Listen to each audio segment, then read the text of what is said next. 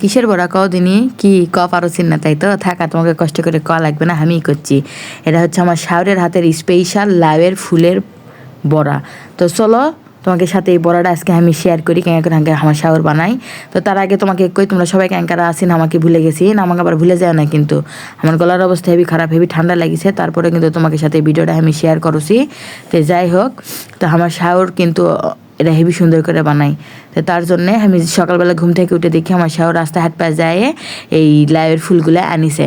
তো সকালবেলা কিন্তু এটা ভাজিছে এতই স্বাদ। তো তার জন্যে প্রথমে ওই মুসুরের ডাল আছে না, সেই মুসুরের ডাল পোলার স্যাল একসাথে ব্লেন্ডারে ব্লেন্ড করে লিছে। ও হ্যাঁ, সাথে কিন্তু কটা কাঁচামরিচও দিছিল, কারণ কাঁচামরিচটা ব্লেন্ড করলে একটু ভালো লাগে। তারপরে এটা আলু ঝুরি ঝুরি করে লিয়ে সেটার মধ্যে দিয়ে হলদির গুঁড়া, ঝালের গুঁড়া, লবণ, মির্চানানা, বেকিং পাউডার আর হচ্ছে মিচানানা ওই চালের গুঁড়ি দিয়ে এখন হেভি হেরা ভালো করে করে হাত দিয়ে কষলে কষলে কষলে এটা কিন্তু এখন মাখা লাগবে, কারণ এটা যত ভালো করে মাখবেন তত সুন্দর হয়ে ভিতরে ওগুলাকে নরম হয়ে সফট হয়ে যাবে।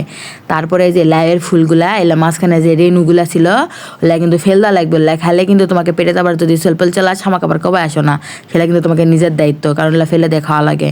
তো যাই হোক, ওগুলা লাউয়ের মাঝখানে রেণুগুলা ফেলে দিয়ে হেভি ভালো করে ধুয়ে নিয়ে এই যে এটার মধ্যে করে চটকে চটকে হাত দিয়ে ভালো করে মেখে লওয়া লাগবে। এই মাখার কাজটা কিন্তু খুবই ভালো করে করা লাগবে, কারণ এটি যেহেতু আলু ব্যবহার করা হয়েছে, তো আলুটা কিন্তু কাঁচা আলু, তো এটা যত ভালো করে চটকে চটকে মাখবেন তত কিন্তু আলুটা সফট হয়ে যাবে।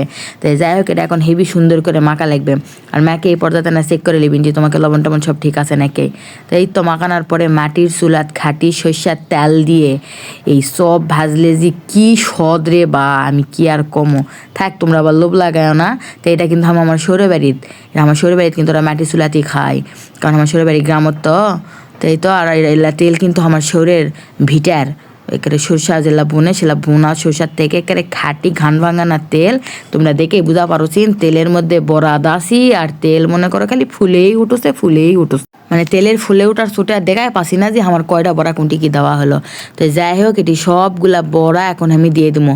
আর যেহেতু বাড়িতে মেলাগুলা মানুষ, তাই জন্য এগুলা টোপা টোপা করে দিচ্ছি, যাতে মানে কয় না মিচ্ছে না জিনিস যে মেলা মানুষ খাওয়া না, মানে যদি হয় সুজন তেঁতুল পাতায় নতুন তো সিঙ্কারা হয়েছে, তার জন্য কিন্তু মিচানাকে দাসি যাতে মেলাগুলা হয়, কারণ এই বড়া খেতে এতই স্বাদ হয় সবাই একে টানাটানি লাগে দেয়।